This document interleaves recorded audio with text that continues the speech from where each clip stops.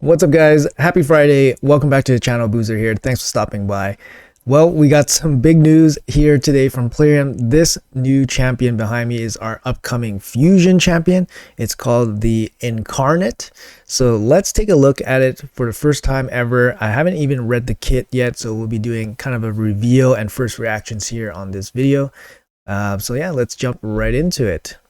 All right, guys, so this is the Plarium notes that they've provided to us. So let's go over it together. This is, like I said, the first time I'm reading it word for word for you guys. So I literally just made this video and then we're going to go through it together. Hi, folks, on Thursday, June 6th. So that's going to be 1 week from now. Well, less than a week, 6 days from now, roughly.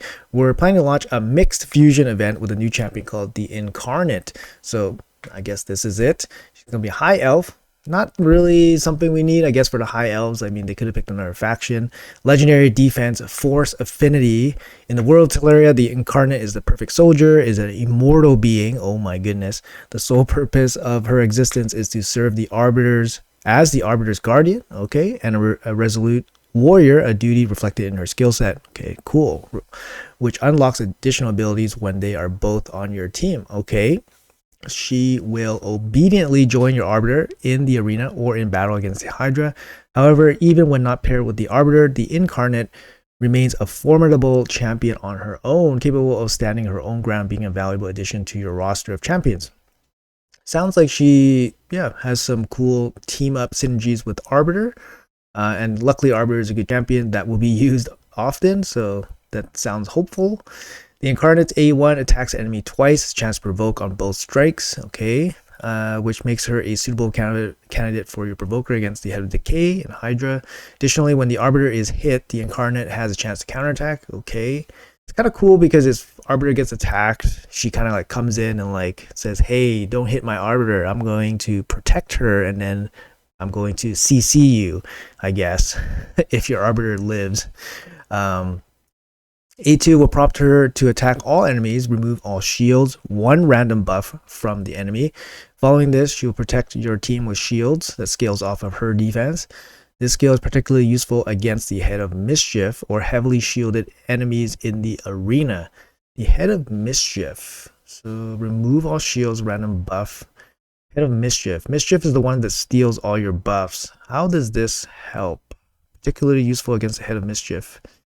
It's not immediately obvious to me how this is particularly targeted at the Head of Mischief in terms of use, but let's move on. The Incarnate's A3 provides reliable ally protection, strength, and combo. Okay, good. That's on a 3-turn. That's going to be pretty solid. She also has 2 passives. Each has their own separate cooldowns. First passive grants a Incarnate bonus accuracy for each ally under the ally protection. Okay. Additionally, if she dies, the Arbiter's A4 will be reset. So the A4 is the revive ability for Arbiter, allowing the Arbiter to revive all fallen allies and fill their turn meters. Second passive grants her bonus resistance for each ally under the ally protection buff and will receive 200% of the damage directed at the Arbiter. Okay. Furthermore, the Arbiter is going to be hit with a fatal blow. The Incarnate will protect her by casting Unkillable. Okay, so it does protect your Arbiter in that way. Please note that this fusion will be a different type of fusion. You have to fuse the legendary champion from epic champions, but you need to summon epics from fragments. So this is actually a very difficult fusion because you can't get lucky pulling, for example, ancient shards and then picking up like the rare pieces for the epic pieces. You have to get the fragments for them. So this potentially is one of the hardest ones. It does save you chickens because you don't have to build up 3 stars to 4 stars. But this also means that you can't get lucky and pull one of the rares to save you an event, or if you needed to get lucky, if you miss some pieces along the way. So you can't really miss these fragments. So let's jump into our skill kit and see what that is all about. All right, guys. So here is the skill kit notes here. Let's have a look. See.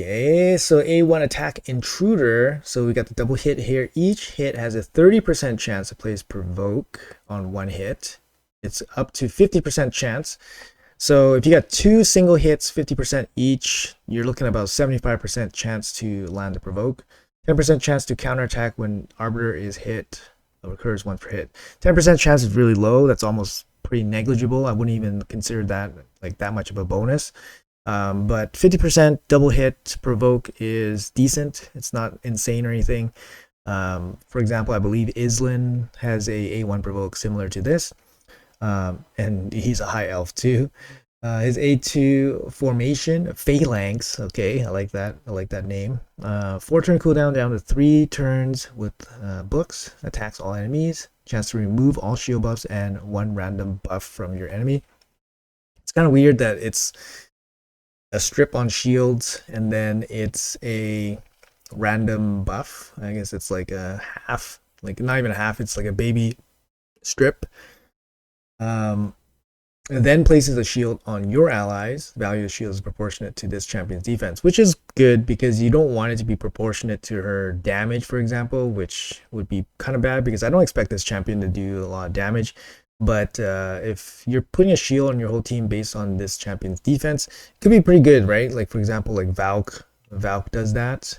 Wixwell does that as well based on defense. So it can be pretty good, especially since you can, jack up the defense on this champion and give them a big shield. Yeah, we're looking at 9 books for the A1 and A2, and then 2 books for the A3. So total 11 books. It's not great, but not terrible, I guess.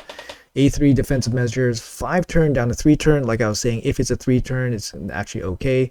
Places ally protection and strengthen on your whole team for 2 turns. So it's a fine A3, nothing insane or super sexy about it or anything, but it's fine. Definitely useful for like clan boss, for example. Yeah, I mean, overall the A1, 2, and 3 don't sound that exciting, to be honest. And there's not too many things that can make it too exciting just by reading the text. Let's see what her passives potentially can do here. Crisis response, 4-turn cooldown, increases this champion's accuracy by 20 for each ally under ally protection.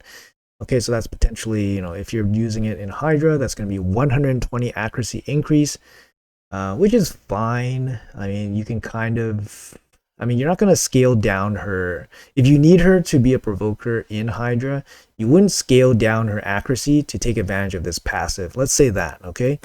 So you're not relying on ally protection to boost your accuracy if you build her with accuracy. So I would say this is kind of useless, to be honest. When killed, resets the cooldown of Destiny's Call on Arbiter. If there are multiple champions on the team with this skill, this effect only activates once. I mean, that's cool and all, but having some kind of like pseudo partner bonus is basically a partner bonus, right? So she's a partner with Arbiter. And Arbiter, luckily, is a good champion, but would I run this champion with Arbiter in Arena? No. Would I run her in Arbiter in Hydra if I was running Arbiter? Maybe. I mean, for low end, if you're low end and you get this champion and you have Arbiter, it could work because she can be a Hydra support. She can be a provoker. She can protect your team. She places shield, ally protection, strengthen, which is pretty good, right? But I see this champion maybe as a way to boost Feyna, which is the faction guardian champion for this high elves faction, maybe. But overall, I don't think it fits too well with Arbiter.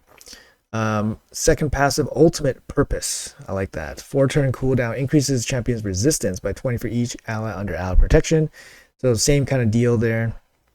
If you're going to build her with resistance, you're not going to rely on ally protection to build up her resistance. Like, for example, if you're going to make her into a mischief tank, you're going to give her proper resistance. Otherwise, the extra resistance probably isn't super useful. This champion will also receive 20% of the damage of any ally arbiters. Okay, so you're kind of have like a bulwark, a 20% bulwark mastery, basically. Multiple champions on a team, the skill will only activate once. Okay, so you can't protect multiple arbiters. If any ally arbiter is about to be killed by a fatal hit, places an unkillable buff on her for 1 turn. If they're multiple, only activates once. Okay. When killed. Okay, so when she dies, she resets Arbiter's revive. When Arbiter dies, she protects Arbiter with the unkillable. I mean, those are all great. Those are great, right? I guess it's for Arena. But would you really run an Arbiter team with her? Probably not. So is she going to be useful in Hydra in that case? where Arbiter can be used, especially in the low end, right? I mean, Arbiter can be used in any area, but I'm seeing this champion being more of a low end Hydra champion because I don't think anyone in the high end will run her strictly as a provoke champion unless you're really desperate for a provoke. In which case, Wixwell is probably a better provoker because he actually brings decreased defense. Decreased attack, and then his A1 provoke is 100% as opposed to the Incarnates, which is only 50%. So I'm not really feeling this champion overall. Of course, this is just my first impression. It's not going to be like the final verdict on her. We'll have to see her in playtest. And then obviously would love to hear some different opinions on this champion, but I think based on her kit, it's nothing too sneaky or surprising about any of the abilities that she has. Like I said, I think she probably will be a Hydra champion, which makes sense for her team up with Arbiter. Of course, she can work in Arena because Arbiter is going to be used in Arena a lot. Maybe enable some go second teams. So you might be running like Arbiter, for example. Your team gets outsped, your team gets nuked, and then the Incarnate protects your Arbiter. That's possible too. That's a way to use her too. That is a way to use her. That might be the way to use her in Arena, so it might be helpful there. And of course, she will be helpful in Hydra as well. And of course, doubly useful if you have her with Arbiter, which I can see some people having her like for low end, like normal or hard mode. So yeah, I think she will be okay. She's not totally useless. She will be okay, and I think definitely more useful for probably earlier mid game players. But would I go all like out of my way as an earlier mid game player to do this fusion, which is probably on the harder end because it is a fragment collector for epics and then epic fusion into the legendary? Not too sure. Verdict's still out on that. We'll have to see some more play tests, get our hands on her, see what we can do. But just some initial thoughts from the first look at this skill kit. Like I said, guys, it's going to be June 6th, so the fusion's happening next week. It's going to line up with some of the 15th anniversary events. So we'll have to see what kind of crazy stuff Plarium has in store for us on that front. But yeah, it's gonna be a busy next week. So anyways, guys, happy Friday. Hopefully you guys enjoy the weekend. There's some big news for the weekend, so let's digest it. Let's come up with some ideas. And yeah, thanks for watching, guys. Let me know in the comments below what you guys think about the Incarnate. And yeah, thanks for watching. I'll see you guys in the next video.